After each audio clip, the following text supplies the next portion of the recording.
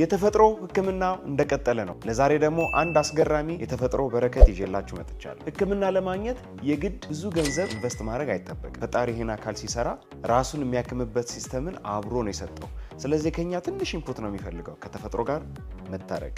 ለዛሬ ከርከዴን ይዤላችሁ። ለመሆኑ ከርከዴን ለተከታታይ ቀናት ብንጠቀም በአእምሮ በጤናና በአካል ላይ ምን የሚፈጠር ይመስላችኋል?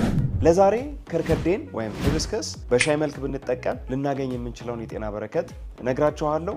በተረፈ ከሻይ ውጪ በተለያየ ሁኔታ ብንጠቀም ደግሞ ከሻይ ማናገኛቸውን የተለያዩ ጥቅሞች ስለሚሰጥ ይህን በሚመለከት ዝርዝር ሁኔታውን በዩቲዩብ ፔጃችን ላይ ይዤላችሁ እመጣለሁ። ሊንኩ ባዮ ላይ ያለ፣ ሰብስክራይብ ያደረጋችሁ የደወል ምልክቷን የተጫናችሁ አብራችሁን ቆዩ። ለበለጠ መረጃ ስልካችን ባዮ ላይ ያለ ይደውሉልን። የደም ግፊትንና ኮሌስትሮልን በማመጣጠን የልብ ጤናን ይጠብቃል። አንቲኦክሲደንትና አንታይ ኢንፍላማቶሪ በመሆኑ ደግሞ የበሽታ የመከላከል አቅምን ከፍ ያደርጋል። በሰውነት ውስጥ ያለን ብግነት ወይም ደግሞ ኢንፍላሜሽን ይቆጣጠራል።